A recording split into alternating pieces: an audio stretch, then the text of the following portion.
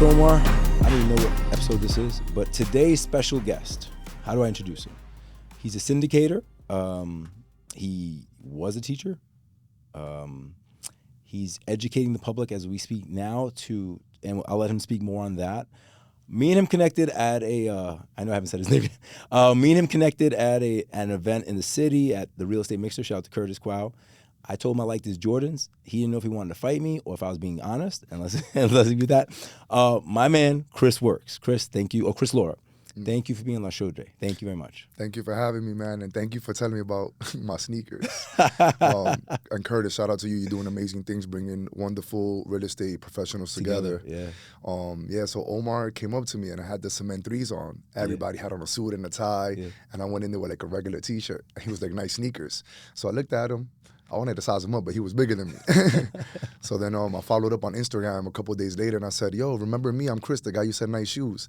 And he told me, yeah, you had the black cement threes. I'm looking for the white cement threes. And I'm like, all right, this guy's cool. It's a real thing. It was a real sincere compliment. You know what I mean? Maybe, and we can go into that.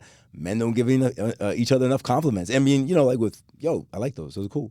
I was looking for something like myself. People don't hear that enough, and so that creates these walls between us, right? And but that's not where we're going. We're going. All right. So Chris, tell me a little bit about yourself. Where are you from? How did you start? What are you doing now? My name is Chris Lora, born and raised in Washington Heights, two Dominican immigrant parents that came to New York City in the late 70s, early 80s. I'm a kid who grew up on the block, watching everything, and playing sports. Okay. I played every single sport from stickball, skelly, basketball, football, bingo, and sports was huge in my life. That's beautiful. I went to high school, played high school sports, played basketball mainly. That was my first love. And when I was graduating high school, I was speaking to you earlier, a lot of my friends got incarcerated or they just dropped out of school, so I didn't have anywhere to go. So when I was looking to pick majors, I'm like, what is it I want to do? And I thought about physical education. Right. Because I love sports, and mainly at that time when I became a phys ed teacher, it was because I wanted to save my family and our community, the Black and brown community, from diabetes, cardiovascular diseases, and obesity. Now you're going back into the 80s and 90s. Right? This is the 80s and 90s. No, I graduated college in 2009. All right, 2009, 09. So 09, still, I don't think there was enough health literacy in our cultures yet, right? They're like, why do I have diabetes? Well, we eat bowls or pots of rice every day, right? But I'll let you expand on that. No, absolutely.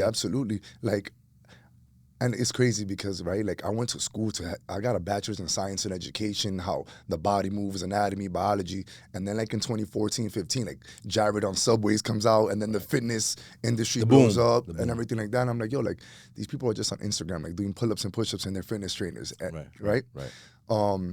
So then throughout my tenure, I've always loved basketball, became a basketball coach, and was fortunate enough to coach one of the best teams in New York City in the last couple of years, and we won the Manhattan Division and all these other things. What school you got shout out? A. Philip Randolph, shout out to my guy over there, Peter Gonzalez, one of the best coaches in New York City. He's coaching Riverside Hawks right now. Okay.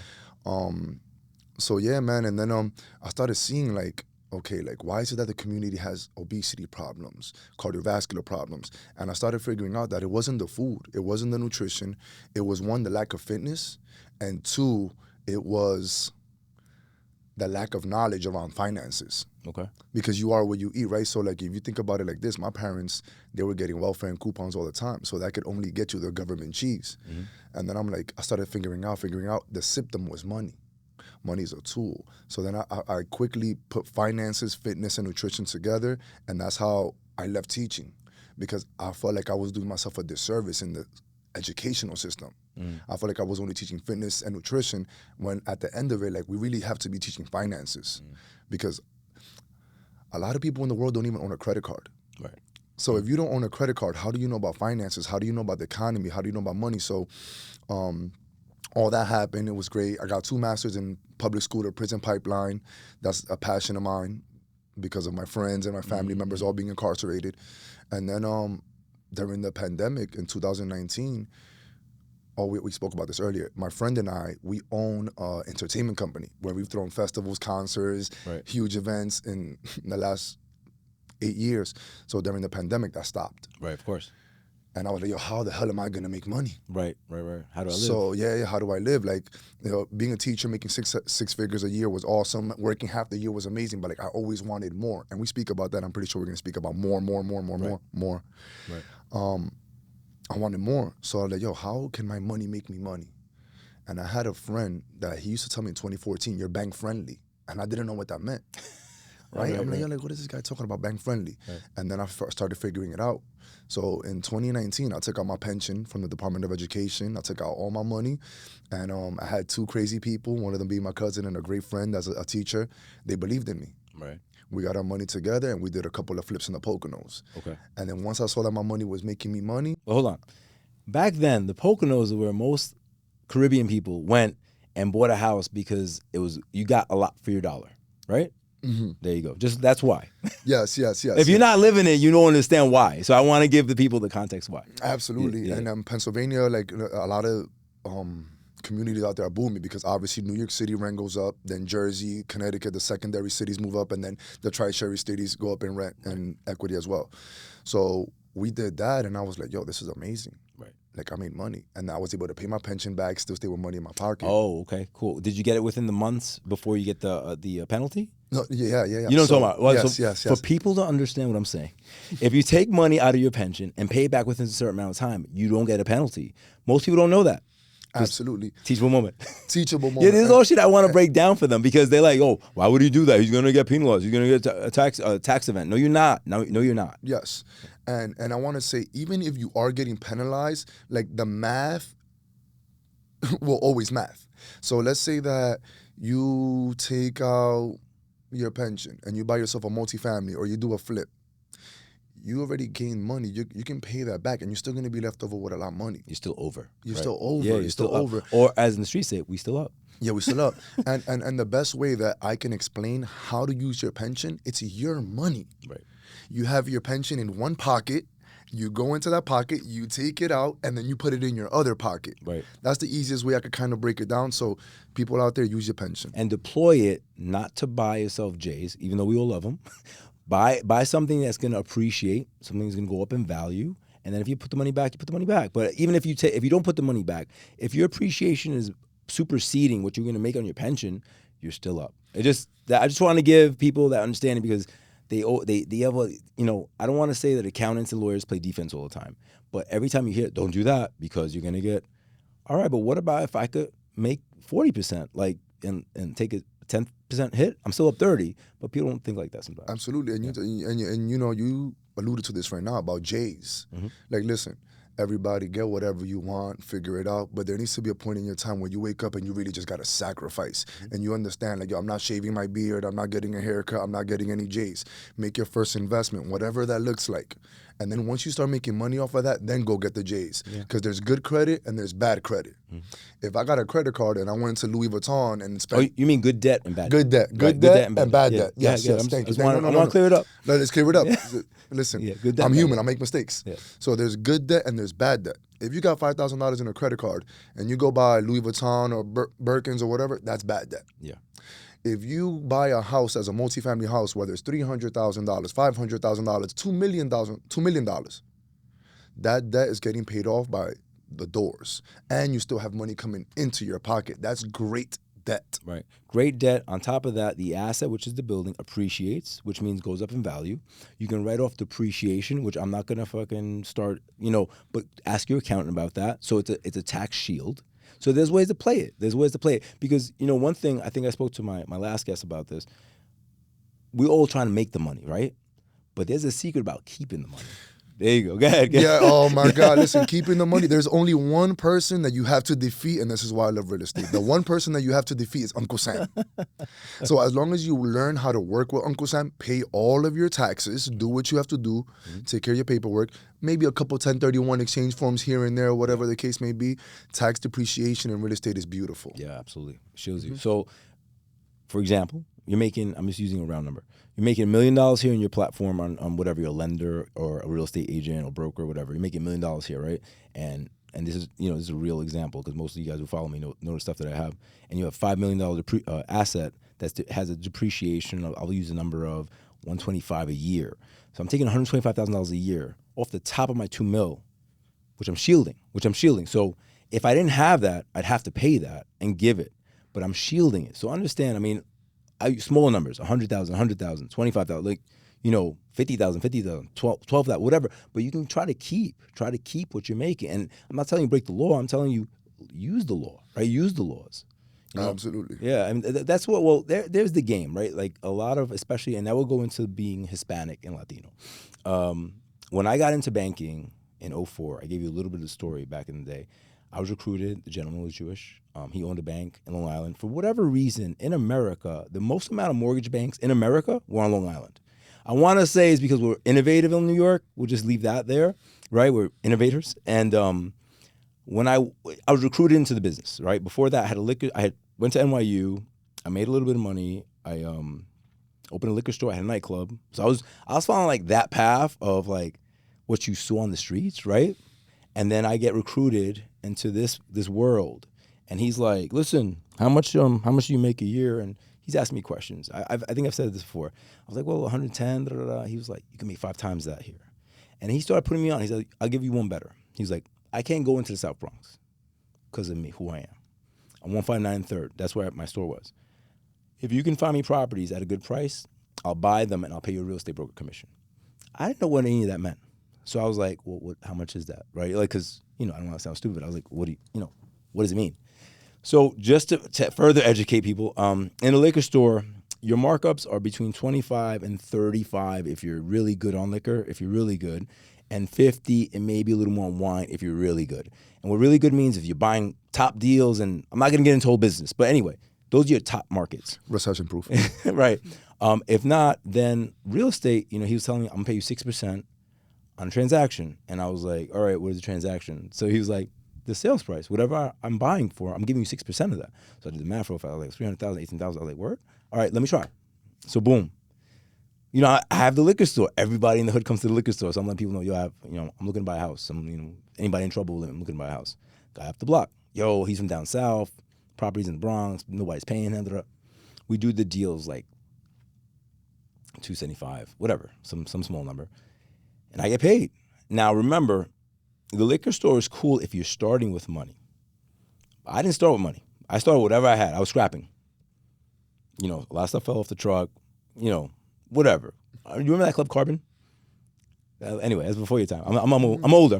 Like I had to figure it out. Like I had this great opportunity. Like I had this product or this commodity that people wanted, but where I was, it was not valuable. Why? Because they could not afford it. So I had to look for my market. And this is before social media, right? So I'm calling people, hey man, you looking for Cristal? He's like, what? And he's like, yo, I got these 150. He goes, they're legit. Like, bring me 3 bottles.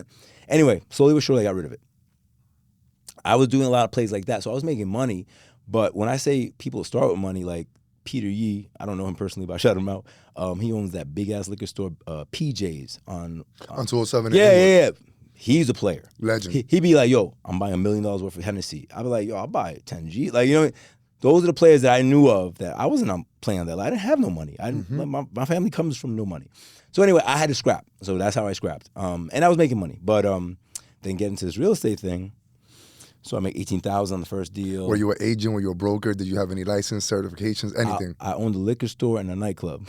So you made $18,000 with no licenses? No licenses because the buyer, was my guy who's like, I'll pay you that, and that's what it was. That's important for the people to know, right? That they can get in real estate without any of these things. Obviously, if you want to be an agent, a broker, go right. If you want to go test. retail to the masses, right? Yeah. If you want to go to the masses. Look, I'll do another one. I bought our first house in 2004. I was gonna move out my wife because my wife was pregnant. And then my mom had just gotten divorced from my step-pops, rest in peace. And I was like, look, Mom, I'm going to look for a co-op or a condo. And, she was like, ¿Qué va a pasar conmigo? So I was like, all right, you want to do 2 families? She goes, yeah. I was like, all right, bet. So I found a 2-family. I found a 2-family right around the corner. It just worked out well. I had no buyer's representation. I met the listing agent. So, again, going back to scrapping, I scrapped everything. I was like, oh, how do you do this? No Google, because that's before the internet. So I'm like, yo, what do you do there? Oh, you got any home insurance? Oh, word. Like, all this shit I'm teaching myself because I want to elevate my family. So boom, we get in there. 6 months later, shout out to my aunt Nilda. She's the queen of lawsuits. She gets a lawsuit. Yo quiero comprar una casa. I want to buy a house like you did with your mom. Find me one. I'm not an agent. Anyway, one of my boys had a tax issue. He had a house. He's like, yo, I'm gonna sell the house, but I need statute of limitations over again. I need this amount of money, and this amount of money on the table, and the rest under the table. My aunt was liquid, so she was like, bet. So boom, I negotiate the whole thing. There's money, We end up closing. I get a loan. Call my man. This is before I actually get in the game. So I'm kind of jumping back and forth in time right now. But I remember the closing. Same building, 2 offices, right? The sellers, the buyers, title. I just learned what these things are. And one guy goes, hey, who's that guy? And the attorney tells him, that's the rainmaker. He made it happen because I wasn't making no money. It was just for the love, for the family. So we end up closing. My aunt buys a house. So boom. So 2 of us have houses in New York City now, right? And that's how it kind of starts. There has to be somebody to break that.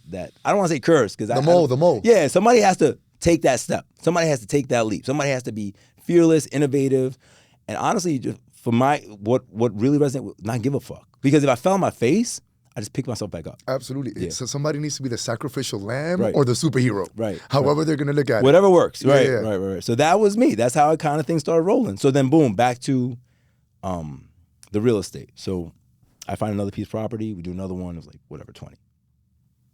He has me come up to his bank. He owned a bank, right? Saying that out loud sounds weird, but so I remember this like yesterday. So I walk into the office. His office is all in the back because, obviously, if you're the CEO, you have to be in the back. So they walk me into his office, and he's there polishing his shoes. Weird shit, right? And he goes, Omar, listen to me. Here's your check. He goes, first of all, good job. And then he goes, how much do you make? And that's where the question came up. He goes, look, man, I got guys here making 5 times that a month. They don't have any education. They don't speak 2 languages, and they don't hustle like you. He was like, so I'm letting you know, you should seriously consider doing this. The door's open, you're hired, whatever.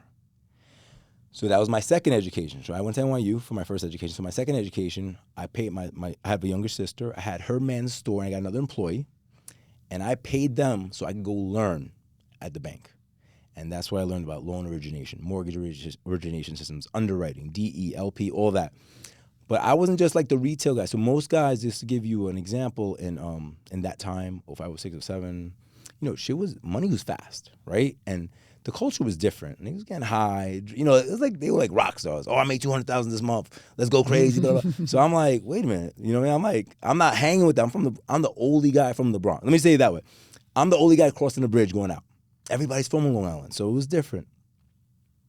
And I would do this. I would learn. Nobody trained me. So remember, this is just me at a desk kind of learning shit, looking up programs. You meet the bank reps. They tell you their programs. They want you to sell their shit. So I'm like, I'm just taking it in and I'm selling it. Mm-hmm. And again, Spanish, English, whatever. The good thing about me, I was always real with the client. Like there was a loan called a pay option arm back in the day. I don't know if you ever heard of it. It was a negative amortization loan. So I told clients, look, if you want to pay, like other people selling it, oh, it's only 1%. I was like, no, it's not. I was like, this is the full payment. This is interest only, and this if you don't have enough, you make this payment, but you have options. So when you explain it, it works. Other people saying, yo, it's 1%, and then the balance kept going up. Anyway, so I start closing deals. And then I'm like, I get kind of curious. I'm like, yo, man, I put the paperwork together, I give it to this guy, he goes over there, they go over there to the back, and some magic happens, and, we have a closing. So I go to the back, I get introduced to one of the underwriters who's Cuban, and chain smoker carry.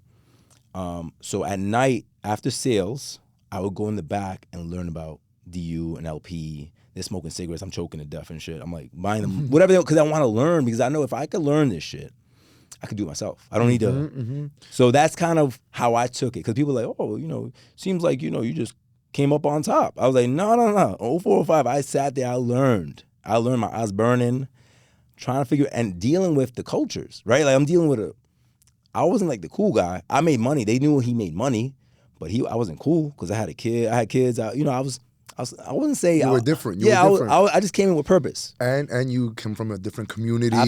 Absolutely. Like and unorthodox. I'm pretty sure they had licenses or certificates. No, none of that. That's before that. That's 08. 08 that happened. I love it. It was crazy. It was like Wolf of Wall Street shit. So the thing was that I knew like the opportunity. They were just burning it. I was like, yo, I had to bust my ass for $100,000 a year.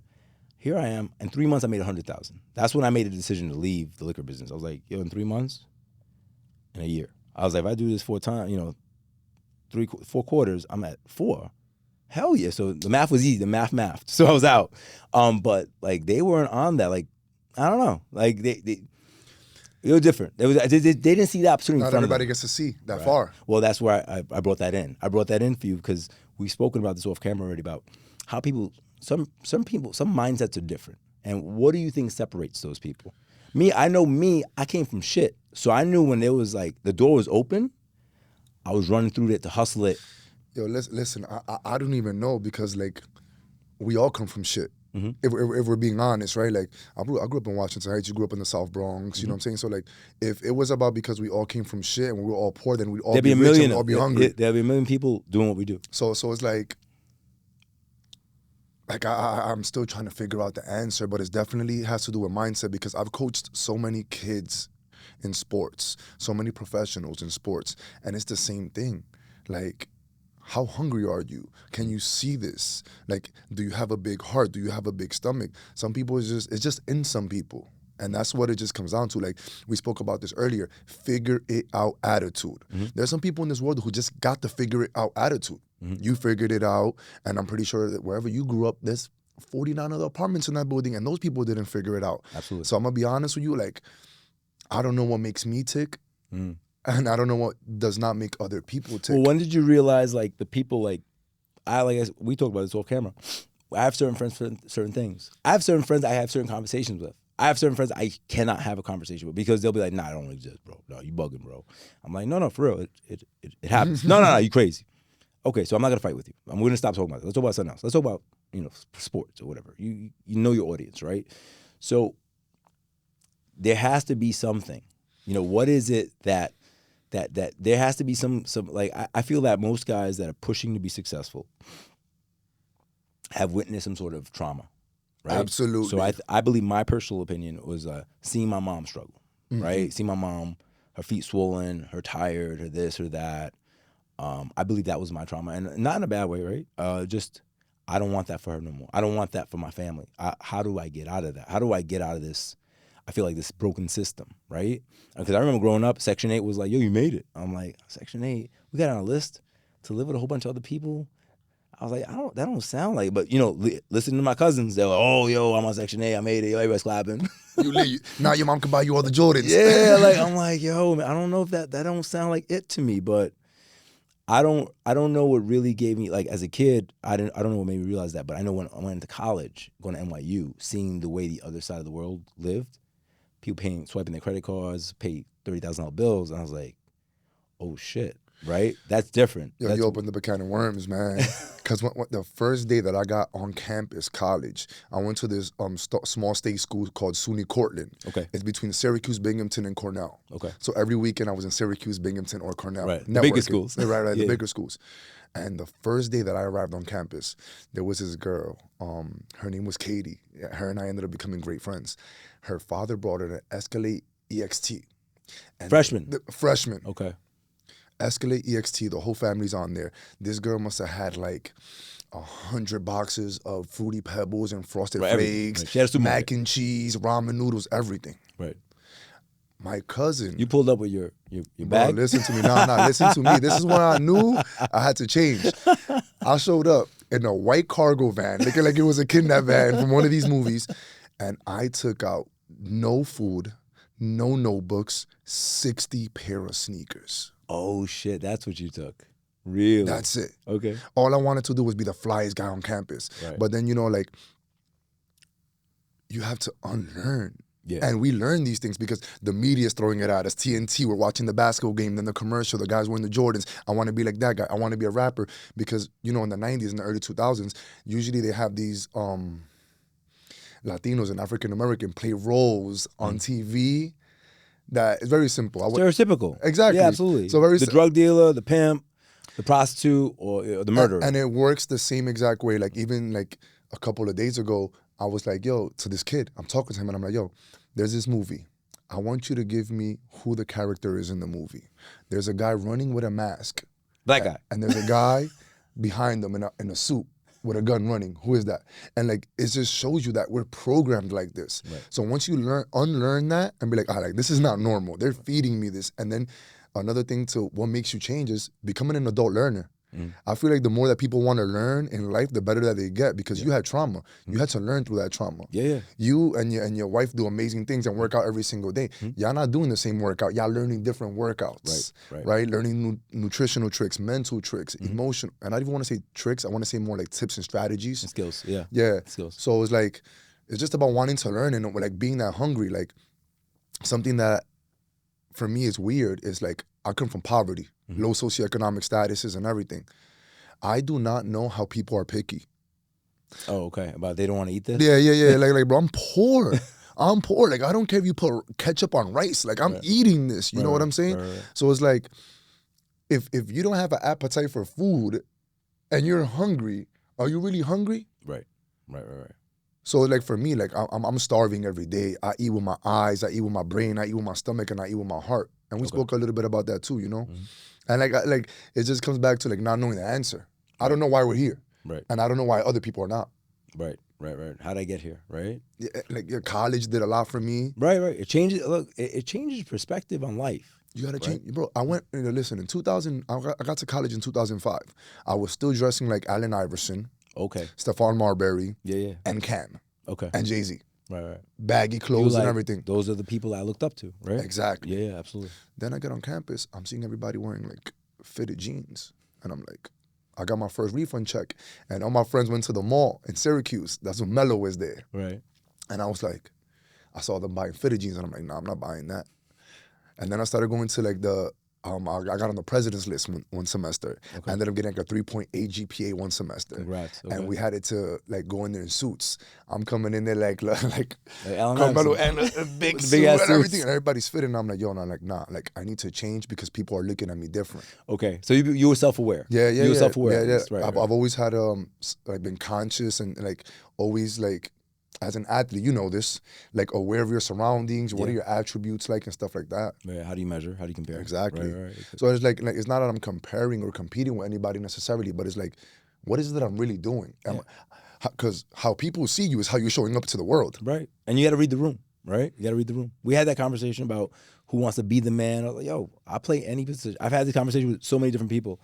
Whatever position I got to play for us to win is the position I'm playing. And that's, I think that we should speak more about that. Let's talk about it. Yeah, absolutely. Because like, that's the figure out attitude, right? Like if we're here at Omar's Deli and we have a person making sandwiches and there's no mayonnaise, we cannot have a person, oh my God, there's no mayonnaise. Like bro, like Omar's gonna probably go to the next store, buy mayonnaise, figure it out, boom. Yeah. Like there's a lot of people that don't have that. Keep the machine going. There's a lot of people that just like, they surrender. And I read this thing the other day. It's either you quit or you figure it out. Right. It could take you 2 days. It could take you 2 decades. As long as you keep figuring it out and you don't quit, you're still winning. A lot of people, I feel like in our community, because these are economics, money, even fitness. Like, let's talk about, I want to break that out. All right, so let's talk about economics. And because I have a perspective on it, I'm pretty sure you can shed some light on it, right? So most of the time, I use this term, I had Adolfo Carrion on the show. I don't know if you know what that is. He's the Bronx Borough president. He worked for Obama. Most of the time, we're off equilibrium, right? And equilibrium is just balance, right? You're looking for balance in life. And most of the time, if you grow up in a certain way, you're off balance. Why? Because you're always rushing. Why? Because you never have enough, right? So going back to that. Scarcity versus abundance. Right, exactly. That, I believe, that's why you see some people, they look so tired, right? Like, especially I'm going back to my mom, like the generation prior to me, the 50s and like they were born in 52, 53, like they came from Puerto Rico, DR.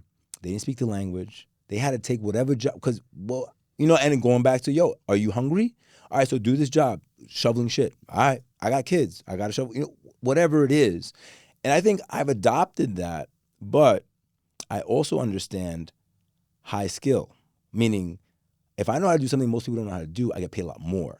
So I'll do anything, but I'm in this parameter of high skill, right? So it goes back to, like, you could work, if you have no skills, you got to work at Target, or you got to work at Lowe's, or you got to work at the deli. All right, well, while you're there, what are you doing? You have to look for a higher skill, a higher paying skill. You got to figure that out. It shouldn't be your end all. It shouldn't be your end all. And everything is temporary. So if you're at the McDonald's, the Walmart, the Target, the deli, like what is your goal? Because everything is temporary. Right. I was a teacher. I thought I was going to be a teacher for my whole entire life. Yeah. Until And for most people, that is the final occupation. yeah. And look, we're not here knocking 9 to 5s. No, not at all. Like that's not what we're doing, and we're not here like pushing entrepreneurship. We're just here to educate, motivate, and give people information on what avenues they can explore. Or avenues that we've explored. And remember, entrepreneurship is very lonely, people. Just understand that. I know everybody thinks it's cool. It's a lonely road, all right? And I'm sure you can attest to that, because sometimes when you have everybody in your life telling you, you can't do that. That's not possible. You know, even though in your heart you feel, I'm going to make it happen, it would, you know, there's just something special about having somebody in your corner, right? Saying, yo, make it happen, bro. I believe in you. Yeah. Or, usually it's a woman. Usually, you know, if you have a good woman, Absolutely. she'll be like that, boy, yeah, she'll support you. Sometimes your homies, because, you know, I have had friends of mine be like, I don't got the education. Oh, this ain't for you. Don't do this. Do that. For us. Because maybe you can give me an opportunity. Like, I've had that conversation. Like, when I was young, right, going to college, I was like, and the guys running the streets was cool. In the 80s and 90s, running the streets, that was the coolest shit. Like, those are the cool guys. If you grew up around that. And I've had that conversation with my OG, be like, no, this ain't for you, bro. This ain't for you. You go to school. Maybe one day you give me an opportunity. He's like, you know, and at that point, because you come from nothing, you're thinking, this is success. You don't understand. As your consciousness grows and you grow as a person, you understand. And then how grateful do you become? Oh my God. Right? Yeah. Look, and statute of limitations, right? It's all about statute of limitations right now. I was outside in 1996 when I was 9 years old, and I saw my uncles and cousins do everything. Right. And I mean everything. There were no cameras. Like, guys would open up trunks and this and that. And a lot of my game that I got in this real estate and coaching comes from, you said you had 2 educations. I wanted to add, you have 3 educations. Because street edge is very important. Just because you have street edge doesn't mean that you're doing street activities. Right. It means that you have the spider senses. Right. So like, if you see somebody, like if you grew up in the Bronx and you seen 10 people get mugged, you know what that kind of looks like, so your spider senses are aware. Right. That's a school of hard knocks. Right.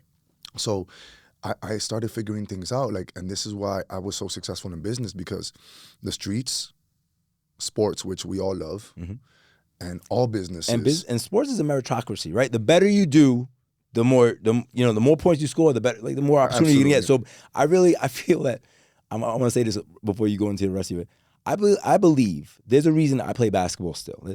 I believe that competition builds competence. You measure yourself, and it doesn't have to be, I got to be the best player. I'm not saying I'm not, but I'm not saying I am either. But you know what I'm saying? But because you're up against other guys who are really trying, this is not, nobody's like, everybody's trying, right? It just makes you better. Whether you win or lose, that's another conversation. But the fact that you're in the arena, right, going to that and not out there watching and be like, oh, that guy, he sucks. Yo, man, then get out there and, do your thing. But I've always taken pride in that I participate, that I'm in. Yeah. And then and also like self-awareness and self-identity. Like, where on this court do I fit in? Right. What am I going to do? How can I help my team win? Right. Or I'm shooting all these shots like I'm Michael Jordan and I'm missing. We're going to lose. If I'm not good at scoring, what other things can I do to help us win? Right. But that goes back to, whatever position I got to play. Figure it out, the mayonnaise. Right. So in real estate, in sports, and in business, I saw that there's 4 facets, right? There's owners, the person that owns the team, the person that owns the block. Right. There's general managers, the person that manages the coaches and the players, sports and block, right? Then there's the coach. Who's the coach on the block and who's the coach in business? Right. And then you have the employees, the players. Right. So then it's like we're all around this. It's just that like we're not taught it and we receive it a different way. Right. I feel like everybody who grows up in the hood understands business because you're walking by it every single day. Yeah. I feel that at one point in my life, I remember hearing a friend of mine who came out of jail, Mark, shout out to Mark. He was like, yo, all these guys who are in prison can run Fortune 500 companies. He's like, because they were running businesses. And it's true. It's true. Yeah. So like it takes a certain skill. Like obviously, like when you go into the whole street stuff and everything like that, like you got to deal with like real social Darwinism, survival, and all these other things. And so think about it like this: you're going against cops, you're going against the ops, and then you still got to sell a product, right, or whatever it is that you're doing out there. I don't know. Like we're not glamorizing. We're not promoting this. We're not glamorizing this. We're just saying that it's around you, and if you see those things and you can correlate it to a real business, a real LLC, a S Corp or something like that, then apply it to that because we're all around it. And if you love sports and you're watching the Jets, the Yankees, or the Knicks, you're around it. For example, I got on a phone call with my boy the other day, and he's like, yo, Chris, you don't have time to chill with us. Back to being an entrepreneur. Listen, I've missed more birthdays and more holidays in the last 4 years than I've missed ever in my life. Because when you're an entrepreneur, you're working on, there's been times that it's been multiple times, New Year's Eve, Happy New Year, and I'm back at work. Right. I've missed Thanksgivings. I've missed Christmases. I remember the first flip that I ever did in the Poconos, it was Super Bowl weekend and all my friends were inviting me. And I'm like, yo, like, I see something else. I see something else. I gotta finish this. Like, and then it's like next week is NBA All-Star Weekend. I just missed the Super Bowl. Yo, Chris, come through. I'm like, yo, bro, I can't, bro. Like, I'm really on a mission. I'm on a mission. And then when, you flip that crib and everything like that, now your friends start looking at you like, yo, how did you do that? Right. Well, you were at All-Star Weekend, bro. I was working. So it's either, are you the sacrificial lamb that's sacrificing everything and putting everything on your back, or are you the superhero? Are you a genius or are you crazy? Same thing, right? Yeah. Same thing, right? There's so many analogies. We can use all of it, right? To steal from Kanye, right? Yeah. I mean, every genius is called crazy until he's proven that he's a genius, right? So I told you a few things about what I did for my family, and I'm still doing. How did you first impact your family? Like, you did the flips in the Poconos, right? Yo, before the flips in the Poconos, I'm the first person in my... For college? Yeah. Yeah, absolutely. That's it. Me too. No, me too. So it's crazy. I just walked my father through one of my properties in New Jersey 3 weeks ago before I started like doing the refurbishing and the renovation on my own. Okay. And I was telling my father like in 2018, like, yo, bro, you can buy this and then you will retire. You get $3,500 a month. Right. And that could be your retirement plan. That's your pension, but it appreciates and it goes up every year. Right. He couldn't see it. Right. Just like all of our friends couldn't see it. He didn't believe it. Yeah. You were crazy at that point. You were crazy. You crazy. Yeah, you're crazy. You're crazy. Kanye, right? Yeah, crazy genius. Yeah. Then I come back and I bring him back for Thanksgiving. Okay.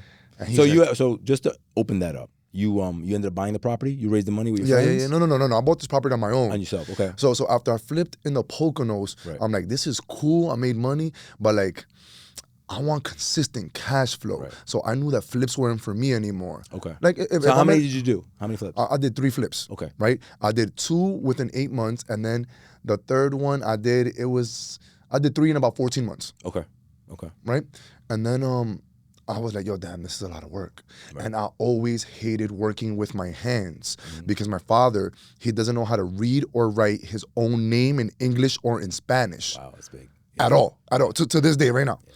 So when he came to the United States of America, he'd been a factory worker. So I always associated like hard labor with stupidity. Okay. That's a big statement. Yeah. And then I always wanted to think with my brain, right? That we'll come back to that. But then like now that I got my own properties and all these other things and I have a blessed body, I'm so thankful to be like scrubbing on my knees and like painting and all these other things. Being able to do it, right? Yeah, man. Right. Like sometimes some of that trauma and like, I'm seeing my father working in a factory and we only get to eat good on Wednesdays because he gets paid on Tuesdays. I'm like, nah, this is not what I'm doing. Yeah. So initially, like I already knew I wanted more. And it starts with that. I think it starts with just wanting more. Right. So then now. So go back. You walking them through the property. So I'm walking through. Right. I walked them 2 weeks ago. Yeah, está lindo. Yeah, está lindo. So then I walk them back after I'm putting in work and everything like that. And I'm teaching people on my Instagram, Chris Works, how to do this for like $25. Right. Like how to do this for like $5,000 in total instead of going to somebody for $20,000. Right. Just how Omar started real estate back and whenever he started, he didn't have a license. Correct. So anybody can do this. Correct. Now he's looking at me, he's like, coño mío, si yo había supido. And I was like, yeah, he tells me, but I didn't know. Right. And I said, I didn't know either. Yeah.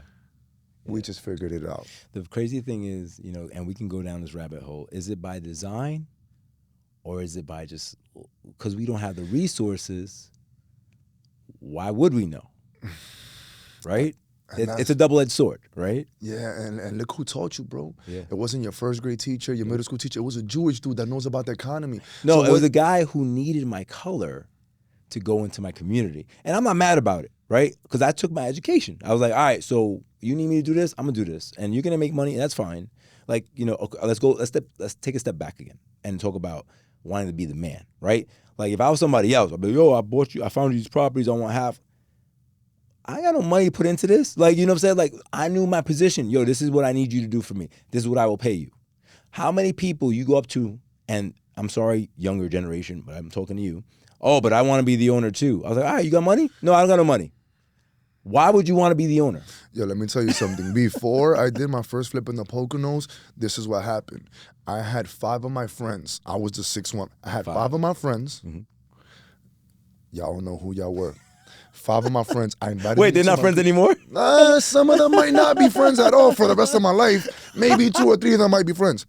So I knew that these guys had $50,000. Okay. It wasn't a question of if they. You knew. I knew. Whatever it was, I knew. Yeah. Right? So I was like, I know I'm a man of integrity. Mm-hmm. I'm a man that could be trusted. These 5 dudes in the room together, they might not trust each other. But like, I'm the bridge. I could bring it in. Right. So I brought these guys over to my house and I'm like, look, listen, we got to do a real estate plan. Do the presentation. Yeah. Like, I'm a teacher, statute of limitations. I did not steal that chart paper. I borrowed it. Right? I got chart paper, everybody. At that point, I think 2 people already had like FHAs and 1 person had a conventional loan. Okay. So they were buying stuff already. Yeah. So they had multi-families. They knew how this kind of worked. Exactly, right? So they were talking about what their cash flow was, like $3,200 a month, 26 or whatever they did in the flips. Right. And then some people just didn't know what to do. So I'm like, yo, look, listen, we got this person, we got this person, we got this person. Let's just figure it out. I wish I would have known you then. I would have got the hard money. Okay. Right? Right. So we come to my crib one time and I'm like, yo, look, listen, every single Sunday, let's meet here at 11 a.m. From 11 a.m. to 1 p.m. My mom will cook lunch, breakfast, dinner, whatever y'all need. We'll figure it out and we'll just keep going. Let's chop, yeah. Came the first week, the second week, nobody came. Nobody came. Nobody text, yo, not text, call you. Like, not even to cancel. Oh, wow. Okay. And I'm somebody, like, this is like something that like. Going back to respecting your time. Okay. Yo, listen, I've had a lot of money, and I know you too. Mm-hmm. And I've blown a lot of bags. I've done blown $30,000 in Live, $20,000 in Vegas in one weekend. I've done bought all the Louis Vuittons, all the Gucci. I could get all that money back. I can't get 1 second refunded. Right, absolutely. Right. So like when like, thank you for having me on the show because time is valuable. You can't get 1 second back. So when these guys like they didn't show up to my house, when they showed up the first time, I'm like, so then why did you show up? Mm-hmm. And 2 of them gave me like that feeling like they were just pocket watching. Like, you guys know what that means. Yeah. Like they didn't want to like be in on the deal, but they wanted to know what was the deal. Right. What is it that they're doing and everything like that. And I've always been somebody who like, one of my best friends, her name is Nydia. She's always told me, Chris, you intimidate a lot of people because you never give up. AKA the figure it out attitude. Right. So at this point, check this out. I'm a phys ed teacher. Right. I'm opening up the school every day at 6 in the morning. We're having basketball practice. I'm bringing professional basketball players to come practice with us in the morning. Okay. I'm bringing Division I players to come practice with us in the morning. And like 2 of my friends are coming to my school. Okay. Like these are my friends. Right. At that time. Mm-hmm. And they're like seeing me play basketball from 6 to like 7:30. First period starts at 8. Then first period is basketball. Only the basketball team got first period. Right. First period ends at 8:45. So now my friends are seeing me play basketball from 6:30 to 8:30 in the morning every day. Then they're seeing me change for 15 minutes. Then they're seeing me walk, my second class walk in, and I'm taking attendance. And they ask me, this is what you do? Every day. Every day. And I'm like, yeah, every single day, bro. And they're like, yo, you get paid 6 figures to do this? So then I'm like, more the pocket watching. I'm like, yeah, bro, you know, like if you want, I can hook you up. Right. I can hook you up with a job or whatever the case may be. Yeah, you know, I'm always trying to give game and share the resources because this is for everybody that wants it. And let me say this. Not everybody's trying to help give game out. Like that's a big deal. You know what I'm saying? Usually people from what I've seen, especially on social media, are giving game to sell you a course.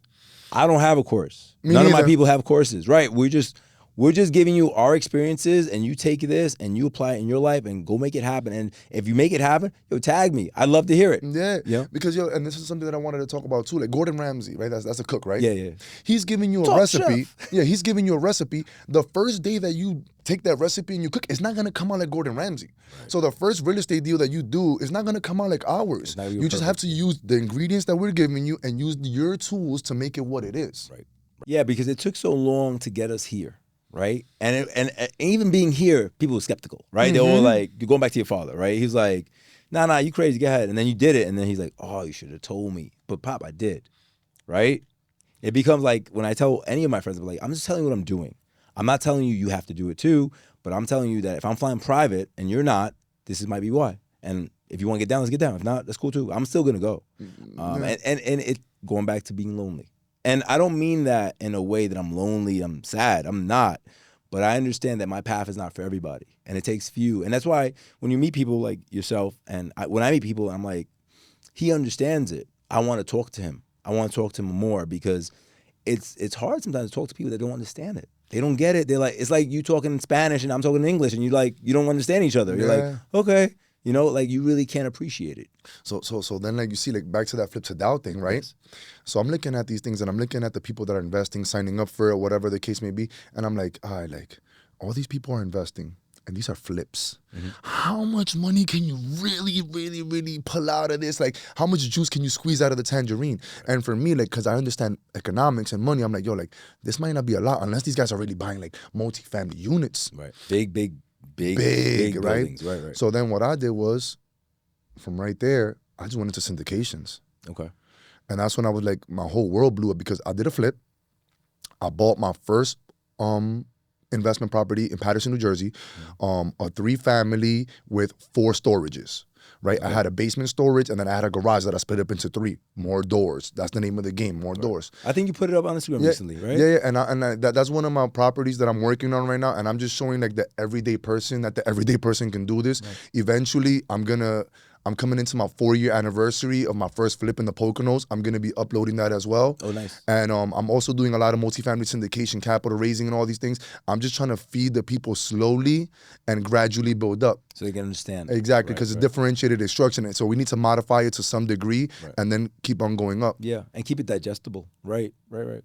So after I did my flip, I went into the syndication, you said? No, I bought my personal property. Okay. And then I'm like, okay, this is 4 units. This is making me $5,000 a month. Like, what's next? What's next? More doors. Right. So then I started looking at the difference. What's the difference between 4 doors and 40 doors? Right. And then, you know this very well. What's the difference between 40 doors and 400 doors? The zeros. Mm-hmm. Economies of scale. That's my shit. Yeah, absolutely. The zeros. Yeah, the zeros. So then I started looking into it. Listen, for the people who are out there, there's only 2 ways that you can really learn. 3 ways. You either put everything down to the side and you sacrifice and you do it all on your own, the sacrificial lamb or the superhero, where you're the one that's going to put everything on your back and do it. Pick your costume. Right? Or the other way is you pay for it with education, or you get a mentor. Yeah. Or you collaborate.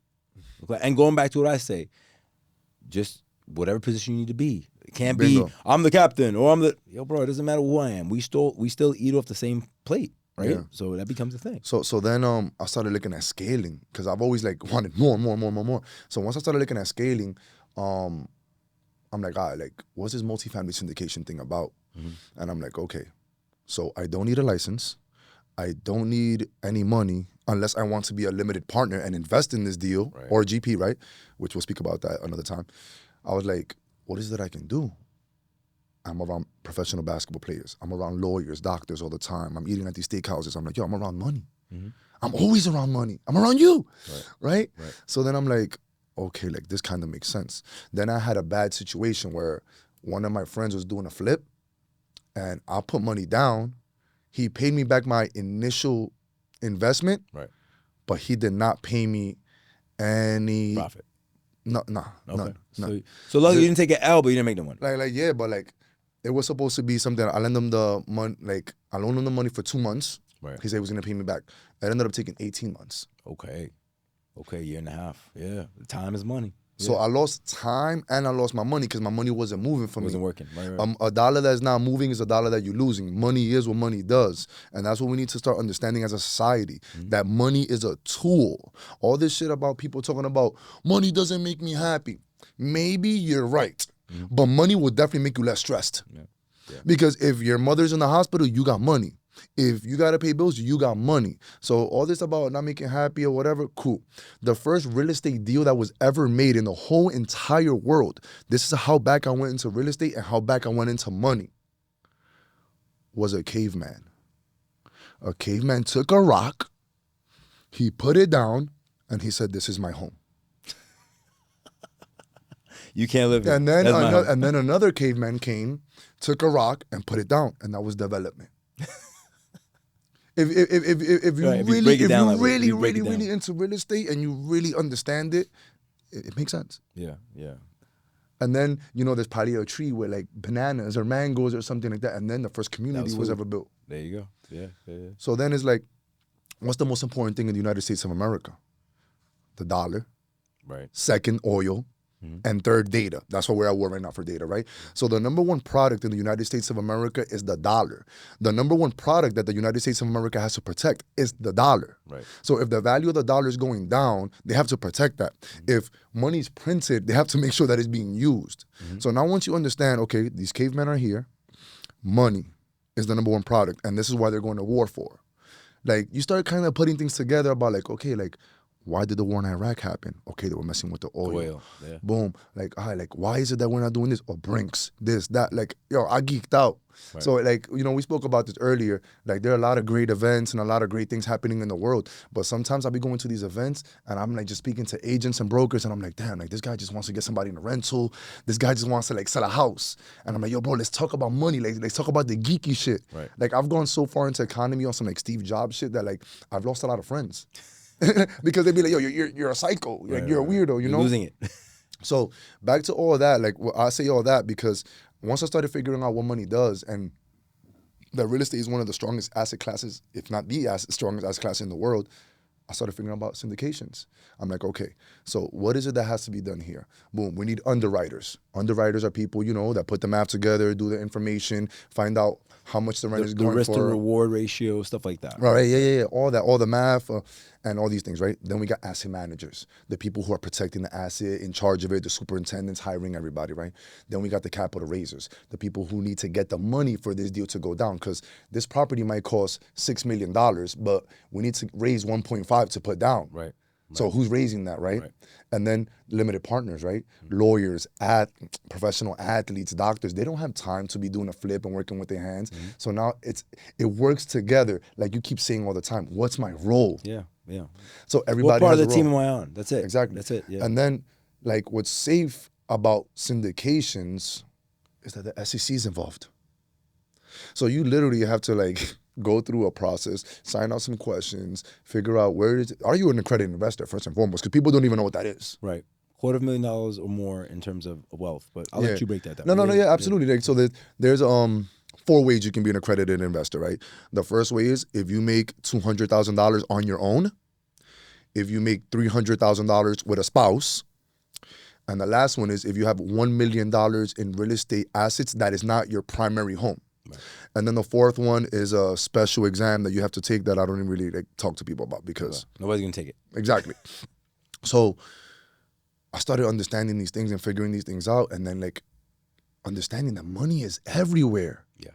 Like for you people that live on 159th and 3rd, where that liquor store used to be at, if you go downstairs and you talk to the Arabic that owns the deli, he's an accredited investor, he doesn't know. If you go to Foot Locker or the next to the supermarket, he's an accredited investor, he doesn't even know. If you go down to a game and you're sitting in the suites, he's an accredited investor, you don't even know. So it's like, the reason that we're not allowed to speak about money in this world is because not everybody can go to the top. It's a pyramid. So like, unfortunately, as unfortunate as it is, we need people at the bottom. And the people that are at the bottom are the people that are just less educated. Yeah. So that's why you are here doing a great service to our culture, to our city, to our world, and educating the people and motivating them. Yeah. Because, listen, this is not in school for a reason. Right. When schools were created, back to my prison to pipeline educational background, right? And all my friends that got locked up, and I was figuring out why are they locked up. When schools were created, the Carnegies created the school system in order to be able to educate people enough to do what they wanted them to exactly. do. So like, you're going to come in here, you're going to punch in, you're going to punch out, and you're going to be educated on how to take orders on a superior. There's no difference in jail, right? Like you go to jail, same lunch, you got to respect the superior and all these other things. So it's like, school systems are not going to teach you this, but self-education is important. We got YouTube University, we got Google University, we got podcasts. Like, el que quiere puede, y el que puede quiere. Yeah. I tell my kids all the time that school is not so much about the education, especially college, because college has been demystified for so many people. Like, oh, it sucks. I was like, look, it's not so much about what you're learning there, right? Because what you learn and what you get your degree in, it may not be what you do for a living. May have no relation.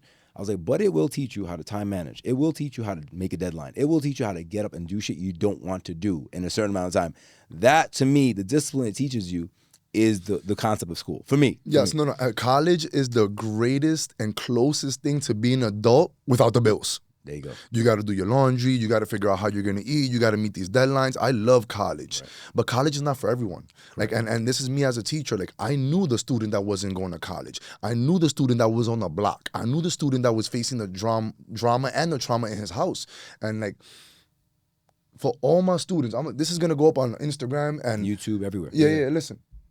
If you ever got locked up, and I told you was gonna get locked up, and I told you I was gonna visit you, and I told you I was gonna put $100 in your books, comment underneath this. Oof. Because there's more than a dozen of you motherfuckers out there, and I love y'all all. And I told them, and my homie, you already know, we spoke about it last week when you came home. This is like a little kid. He's probably one of the most talented basketball players I ever coached. Really? One of the most talented. And you know, it just didn't work out for him or whatever the case may be. He hit the streets or whatever. So like, I ended up like running into him in 2016, and I'm like, yo, like, what are you really doing out here, bro? Like, like you're making like $200 a day being out here in the freezing cold. He was like, $200 a day? I'm making $2,000. I'm like, whoa. Sorry, I'm inflation, like, bro. I'm like, yo, respect. So now he's like, yo, Chris, you're not gonna come over here and talk to me about getting a job at Target. It's literally, he said Target, and I'm like, yo, big bro, do I look like an idiot? You're making more money than me and all the teachers across the street. I'm here to tell you that all the money that you got, that's cool. Keep doing what you gotta do if that's what you gotta do, but make a plan. Have a plan. An exit.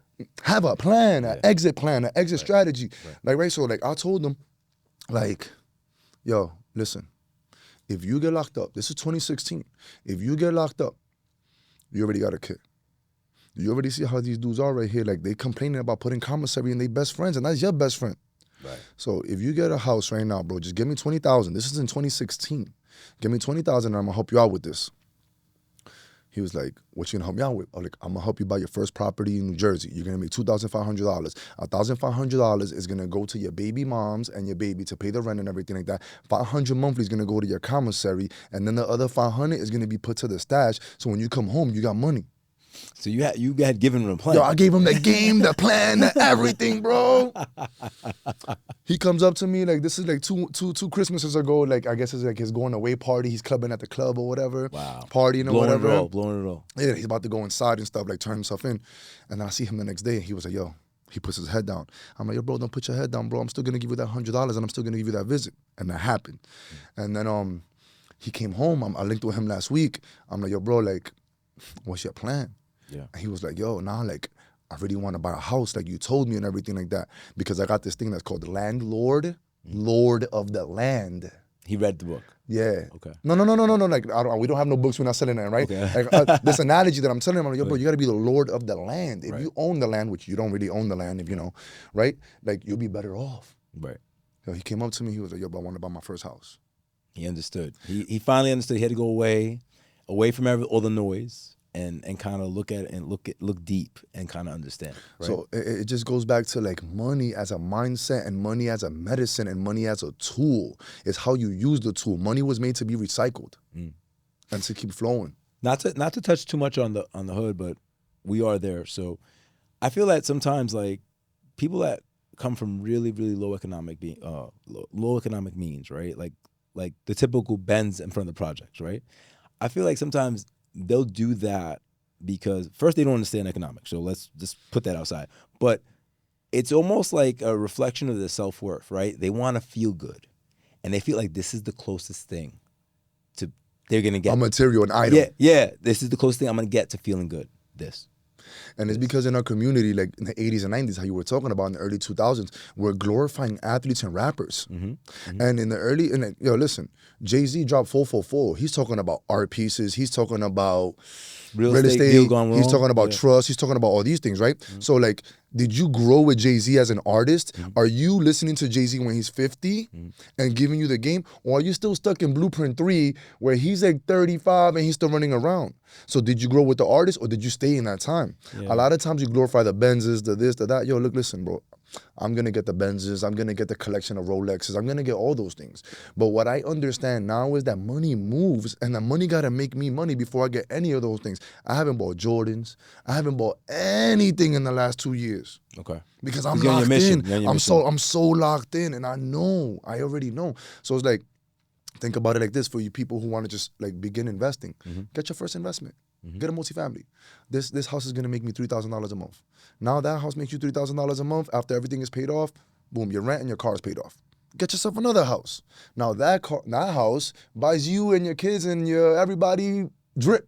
If that's what you want. Yeah, but like true. let the money work But for you. it spits out you every month, right? But here's the big thing, right? And this is me personal note too. So as I began my accumulation of things, right? When I say accumulation of things, I mean it could be anything, cars, buildings, whatever. Then the second part became ensuring that I was ensuring all those things. Because now I'm at a point in my life where I'm like, all right, if I went tomorrow, not that I think I'm gonna go tomorrow, but I want to make sure because my sons aren't built the way I was built. So like they're not built with like, yo, what are we gonna do? Like, so I'm setting that plan up, right? But then also the third part becomes liquidity, right? Keep it all on scale, and understand as you accumulate things that your liquidity levels have to rise. Like you have to know what your 6-month burn rate is. And if you don't know what these things are, please Google it. And I'm really trying to help. Your burn rate. Like if I can't work today for 6 months, how much money I need to just live? These are numbers that you're gonna have to quantify and then calculate and then hit before you go on your little adventures of, I bought this house, I bought that house, because things go wrong. Things go wrong. Yeah, and like, yo, there's so many strategies and there's so many ways to do it. There's not one way to do it, right? But like a very simple way that you can identify what your expenses are, don't waste any money on your debit card. For the whole month, put all your money in that credit card. Pay everything with the credit card. Pay the light, pay the rent, pay the grocery stores. Now you know you go 3-4 months doing that, you kind of average out like, okay, this is how much it costs every single month for me to live. Right. Now you got your debit card, you got paid, pay that off, get the reward points, so figure it out, get the credit increase. But with a credit card is good because you're keeping it right there and you have to pay that all off. Yeah. And I want to speak to people about this. Don't look at it as a depressing thing. Think of this as an education, because everybody, I don't want to look at my bills and get me mad. Bro, then you figure out how to earn more.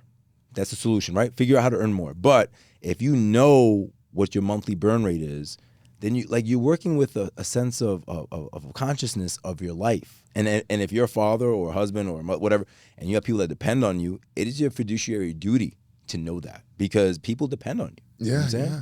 And it's so difficult, man. Like, I know that we're speaking a lot about money and economics, but like, yo, we're speaking about this because this is the medicine.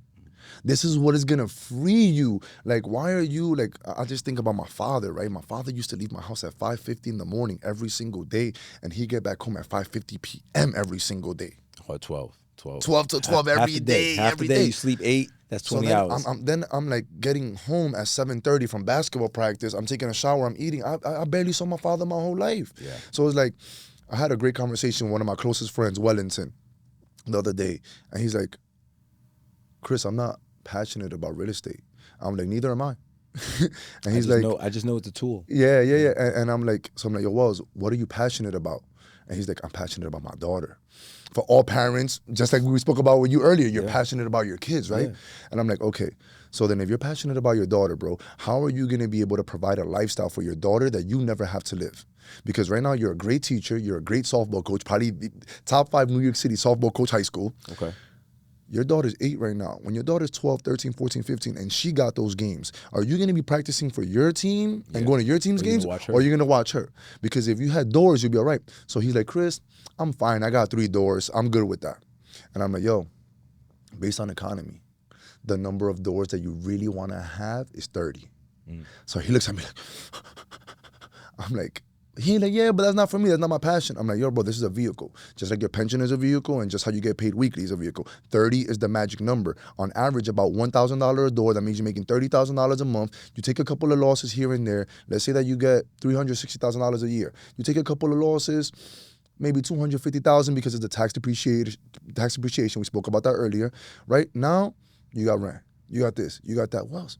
A babysitter in New York City costs $70,000. And you're still at top 10% of income earners in America at that number. Right? At that number. Right? So you're still living a life that's well above Yes. the median. Yeah. So now you got 30 doors, you're at $30,000 cash flow. Rent never went down 1 cent anywhere in the world. No, it always goes up. In 5 years, that 30,000 is gonna be 40,000. Yeah. That 40,000 is gonna be 42 and it's gonna keep on going. Do you want freedom for your daughter? Do you want your daughter to be able to go to her daughter's game in the future?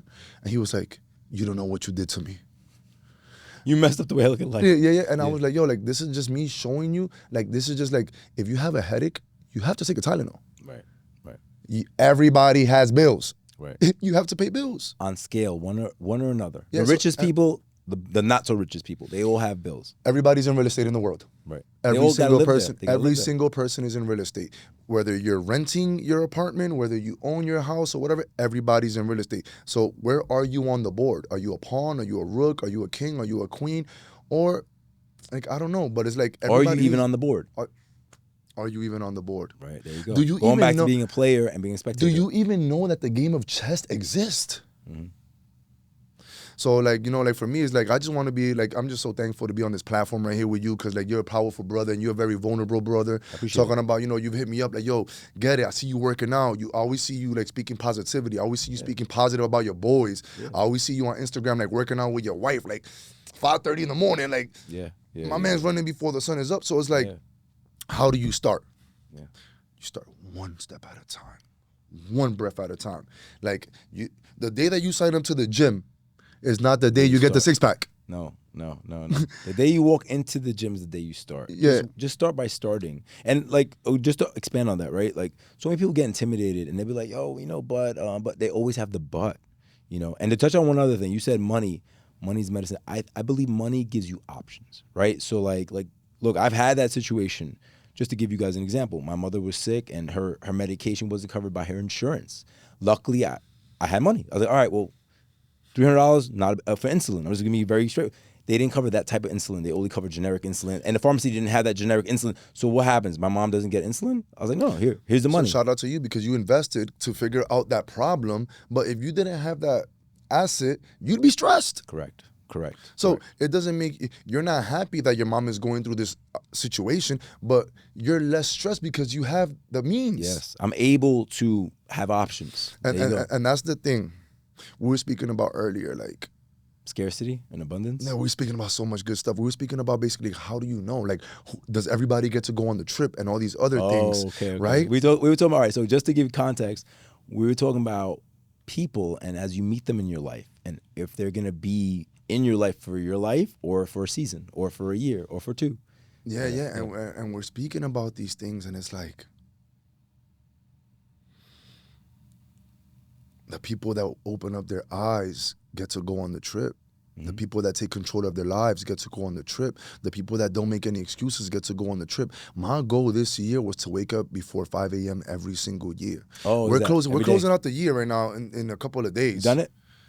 I didn't wake up every day at 5 a.m. You feel me? Like look at you and your wife. I'm pretty sure your goals are to work out Monday through Friday and do something like Saturday, Sunday. Yeah. There's days that your body doesn't feel like getting up and you miss. Oh. So just because you miss day 132 of the gym, it does not mean that next day is day one. It just means that next day is 133 on the journey and you miss one day. Yeah. Just because you miss a day, you don't reset all over again. So it's about like taking these little incremental steps because growth, this happens like this. You have to just take one step in that direction every single day. It starts with financing. Another thing that I wanted to talk about, like the gym, waking up at 5 a.m., just try it. Stop making excuses. Get an accountability partner. Do it with your sister, your brother, your neighbor, something like that. Like there's so many opportunities out here and there's so many ways to like be free of yourself. Like I was talking to another couple, and this is the last one I'm gonna give because, I love my immigrants and I love my athletes. Okay. I love athletes because it doesn't matter how good you are at a sport, Like, I know that you are an athlete and you showed up to practice every single day and you were able to tolerate your coach's bad breath and screaming. Endure. Yeah, you Right? have to endure. Yeah. So you were there. So I can trust the athlete to show up, right? And I love immigrants too, because my parents are immigrants. Once you get on that plane and you go and you leave your country and you leave everything behind, there's nothing you should be scared of. There's nothing to be scared of. That's it. That's it. You go right? to a country, you don't even speak the language. So, something that I tell immigrants too, like especially couples, I'll be like, look, listen, I just came here. Things are very difficult. A great way to invest in real estate is between both of you, each save $500. That $500 each. That's $1,000 a month. At the end of the year, that's going to be $12,000. If you do that for 2 years, that's $24,000. Now, imagine if you take your income tax and her income tax. Yo, you guys might be like at $30,000, $35,000. After 2 years, you can invest in your FHA, in your first conventional loan. Like, there's ways to do these things. It just takes people like us to be the teachers or the front four leaders. Going back to what I said to you, there's something special about having somebody in your corner. Because some people, they don't believe. I get more people attracted to me because I'm a businessman and I just share what I do, right? That's what I believe I do. I just share, this is what I'm doing, it's my journey. You know what I'm saying? Like, look, when it's all said and done, I'm in the ground. My grandkids could look me up and be like, oh, grandpa, it's great, look at you, great. And all this should be documented, right? But what we do to show people, like, if you've done it, unfortunately, people are like, show me that you did it, then I'll do it, right? So then, of course, as you ascend and you start doing shit, because you've been talking about it for years. You've been telling your father, your dad, I'm doing this, local. Then you do it, yo, shit. Listen, man, it's that step, right? So people usually have to see somebody that looks like them, talks like them, thinks like them to really believe it. That's why we wanted to be like the rappers and the athletes that had the Mercedes-Benz, because that was the only thing that we were able to associate with. And now we have us Yes. that people could look at. That is why this show is so important, first of all. And second of all, I forgot my train of thought. I was going to say something. Fuck, it'll come back. People that look like us and everything like that. Yeah. That's no. Going back to accountability. You do 131 days. You miss one day. You go back 133, right? It's what you are, what you do most of the time, right? I tell my team that all the time. Like, yo, if you on YouTube watching TV and you should be prospecting or emailing or doing social media, or doing whatever you can to get new business, then you're gonna be a YouTube guy. You're watching TV. Like, you're watching TV. That's what you're doing. You're watching Netflix. That's what you. If you do that most of the time, those are the results you're gonna get. If I work out all the time and I want to go crazy tomorrow and eat cheesecake all day, and I get back to the day after, I'm not gonna look like the guy who eats cheesecake every day, forever. You know what I'm saying? So, like, you understand that. Yeah, and look, listen. Let's make an analogy with food and money. Okay. It's okay to have one cheat meal a day. If you have a strong breakfast, you have a cheat meal for lunch, and then you eat a fruit salad or a salad with grilled chicken, it's okay to have one bad meal a day. Mm-hmm. But 3 bad meals in a day, like, you're doing yourself a disservice. It's okay with money to have one bad investment, to have one bad relationship, but switch it around. Control the narrative. We're in control of our narrative, bro. And that's what people need to understand, that, like, I am loyal to my principles. The reason I am on this show is because I don't know you for that long. No. You and I have not exchanged too much. We met, we talked about the sneakers. Then you hit me up one day on the phone. Remember, we were DMing? And I'm telling you how much I admire everything that you're doing. Absolutely. And listen, I hit up everybody on the phone and on Instagram. If I think that you're moving the culture forward, education forward, I admire that, because I cannot do this alone. I'm an educator. I was an educator for 12 years, but what I am is I'm a student of life. Right. So the more that I learn, the more I will be able to teach. Right. So it's like, what is it that we're really doing out here? Like, everybody's in control. Everybody can do this. Just take one step in the right direction. Like, the month of October, I did no rice all of October. Okay. 0 rice. This month of November, my goal was every single day I want to be in the gym this month. So I've been in the gym every single day this month. Saturdays, I don't lift weights. I play basketball. Sundays, I stretch. I'm still working out. Yeah. It looks You're doing different. something. Yeah, it looks different. Different modalities. Yeah, absolutely. So, like, I just want all the kids that are 16, 15, 20, 21, that are in this era of social media teaching or you. 20, like my man over here. 28, right? Like, that are all in this age of social media, financial revolution. Listen, if you're not going to pick up a book or learn from your teacher or learn from us, Go on Google, go on TikTok, it's out there. The information is out there. Before there were gatekeepers, now it's out there. Right. To what degree you might learn, that's different because like you're somebody who's a seasoned investor, Yeah, I've been around. I've done a it. seasoned real estate professional. Like I think I know a lot about economics and a lot about real estate, but I can learn so much more from you. So just being able to be an adult learner and like being able to understand that like you deserve this. If you want abundance, you can get abundance. Yeah. You're from South Bronx. I'm You from the work for it. Heights. You work for it. You I'm work not- for abundance, right? I want to give some advice. Be loyal to your principles, not loyal to people. People who are loyal to your principles, align with your core principles, you can be loyal to those people. Just because you grew up with Papito, Miguel, and all these other people in third grade and everything like this, and they're running around doing all these other things, just because you know somebody for a long time doesn't mean that you should be loyal to them. Right? Now, if somebody that I just met, like Omar, Luis Omar, right? I can tell what his principles are. So it's easy for me to be loyal to you. Yeah, the vibration's there. Yeah. Yeah, it goes from the conversations that you have, right? Yeah. So, and then it's like, it all starts with you. You have to separate to elevate. On the way up, understand you're going to lose friends, you're going to lose family members. Your father might not believe on you like he didn't believe in me. Usually the case. My mother. That generation. Every single person who is next to you, except for maybe like one, is going to tell you, yo, you're crazy. Kanye. Every single person that's next to you is going to tell you, you can do it, you can do it.